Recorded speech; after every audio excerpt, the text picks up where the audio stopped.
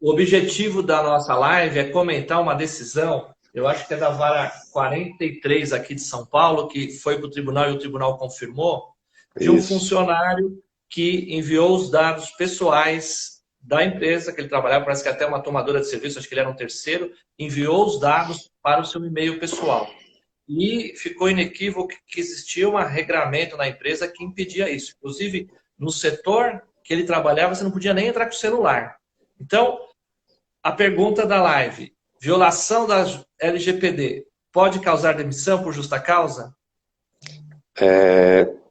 A resposta, na minha opinião e tudo que eu tenho estudado e visto até hoje, entendo, é que pode e deve. Por que pode e deve? Primeiro, o pode, né? Nós precisamos entender que nós precisamos cuidar da privacidade, e cuidar da privacidade significa também dar valor ao que nós fazemos com os dados pessoais, não somente os nossos, os dos outros também, né?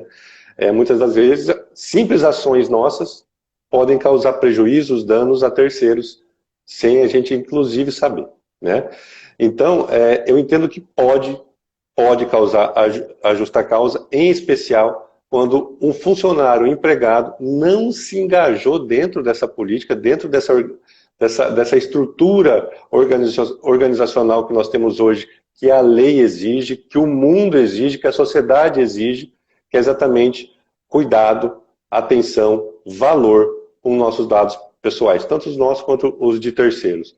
E deve, eu digo que deve pelo seguinte: porque a lei, a LGPD, ela é muito clara nas responsabilidades, nas obrigações, Marcos Cabelo, para as empresas, em especial, que são controladoras ou operadoras de dados, pessoais que são chamados agentes de tratamento. Eles respondem por N situações administrativas e sanções penais, multas, suspensões, advertências, N situações, mas também jurídicas, né? Nós estamos vendo aí diversas ações de consumidor, ação de trabalhadores ou ex-empregados entrando contra empresas com relação aos seus, a qualquer tipo de violação ao tratamento dos seus dados pessoais pela empresa, pelo seu antigo empregador, né? E por que não também ele ter responsabilidade do que é feito?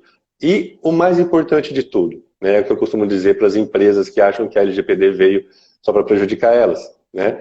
A LGPD não veio para prejudicar, a LGPD veio para ajudar a organizar, a estruturar toda essa corporação que são as empresas e as organizações que tratam dados pessoais, de forma que nós possamos ter controle, possamos ter gestão, possamos exatamente saber o que está acontecendo com os dados dentro da nossa empresa, não somente os dados pessoais. Os dados pessoais é a porta de entrada para isso, para essa cultura organizacional corporativa, né?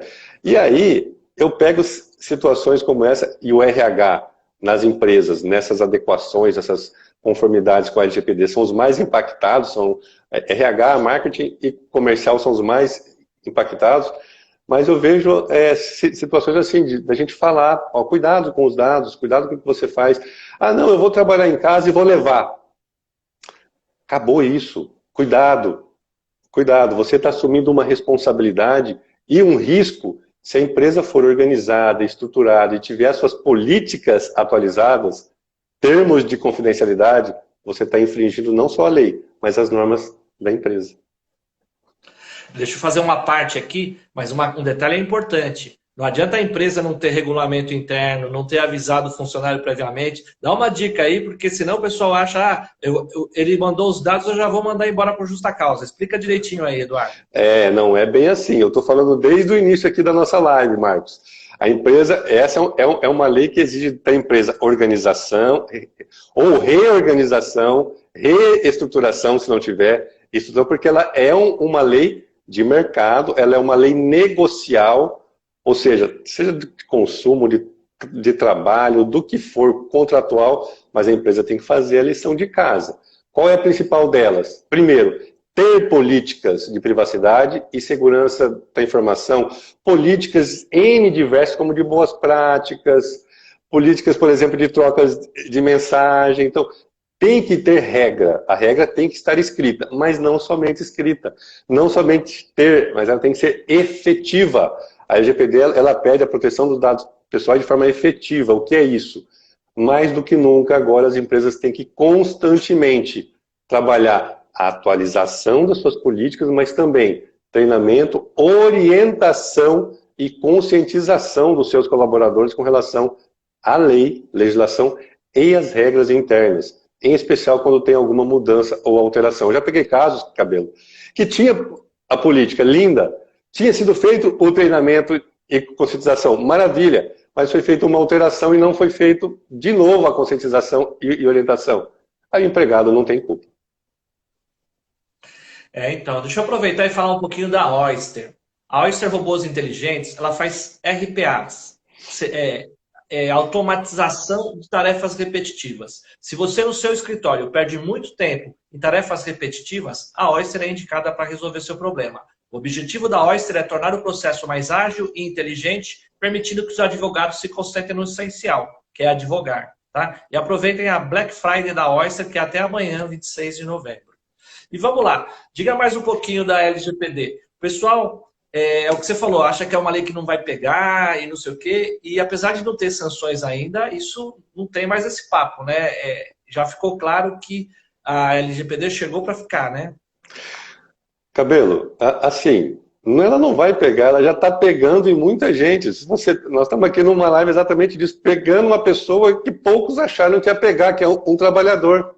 Né? Ela pode pegar, inclusive, um consumidor, que eu te digo mais, vão vir algumas situações, não só contra as empresas, mas a favor também. Por isso que eu digo que essa é uma lei, ela não tem lado, ela tem o que é certo, ou o que é justo para quem quer que seja. Agora, uma coisa é importante, a gente não pode esquecer jamais disso, Marcos. Essa é uma lei organizacional, estrutural, negocial e de mercado.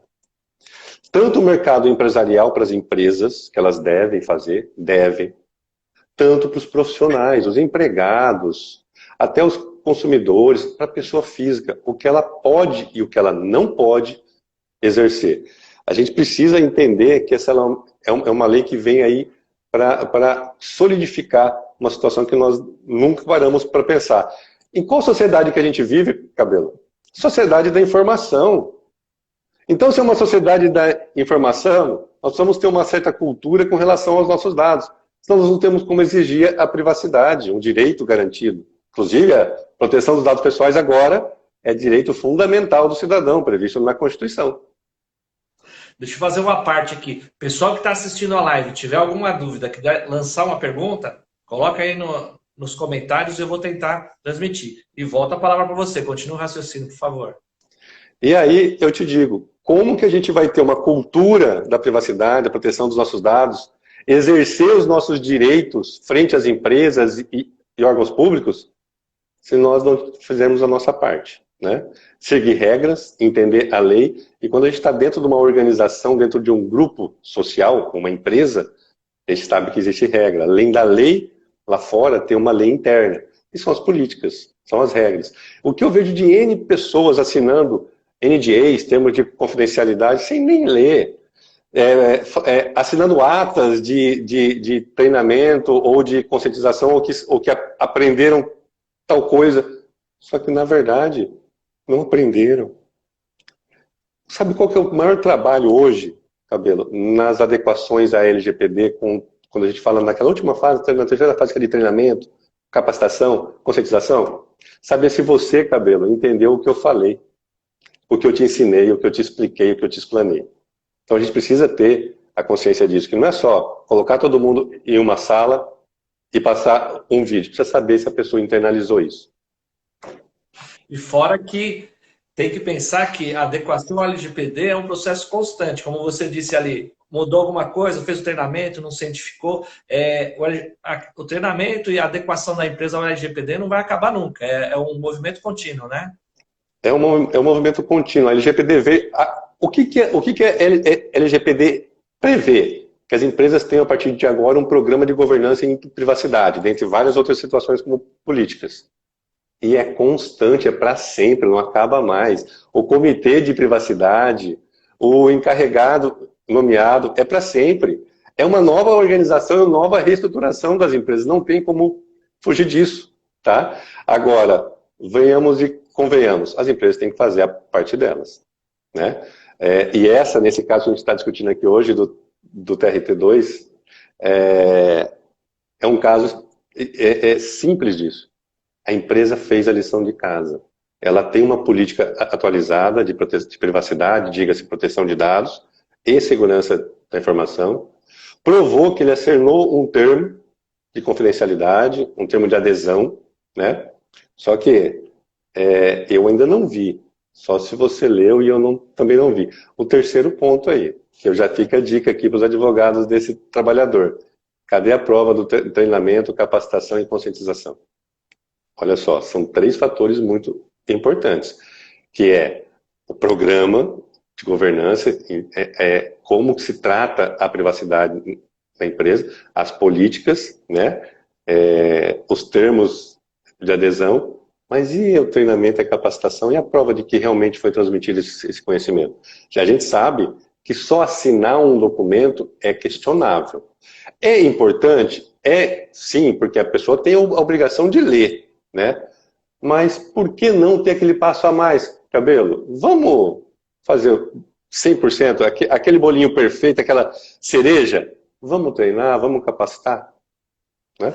Eu acho que esse caso aqui é meio particular, né? Então envolvia, acho que, dados bancários, dados de cartões. A pessoa não podia nem entrar com o celular na área. Então não foi tanto pela ciência do treinamento, mas sim porque todos sabiam como é que funcionava. E ele alegou que ia trabalhar em casa e não tinha autorização de hora extra. Então é um caso sui generis. Mas a gente usou ele como base para discutir o tema, engrandecer a todos. Tá? E essa ideia de fazer lives pela Oyster, eu estou tentando implementar há algum tempo. A gente vai fazer esses testes às 10 horas da manhã, normalmente de quinta-feira, tá? Vamos ver se eu consigo fazer isso regularmente. Depois a gente dá uma adequada.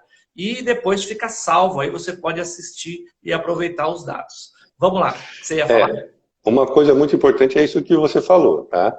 A gente sabe, a gente vive nesse mundo jurídico que alegações e teses vêm de ambos os lados, tá?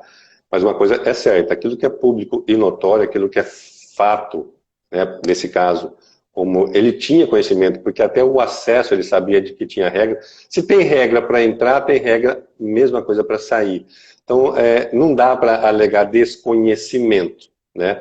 Tem casos, sim, que acontece isso, mas nesse caso específico, não. Por quê? Porque a empresa fez a lição de casa, Cabelo. Além de ter a política, além de ter termos, né, ela fez o controle e monitoramento efetivo dessa proteção e segurança dos dados, tendo regras de acesso, não só de sistema. Quando eu falo assim nas minhas aulas, não, mas agora tem que reconfigurar os sistemas têm que ver a questão dos acessos dos usuários. Eu falo, não é só sistema, é acesso até físico, em locais, em determinados locais, lá no RH, naquele arquivo lá onde ficam os dados dos colaboradores, dos empregados. Não é todo mundo que pode meter a mão ali, tem regra. E se a empresa tem regra, e isso é público, e todo mundo sabe, não tem como alegar desconhecimento.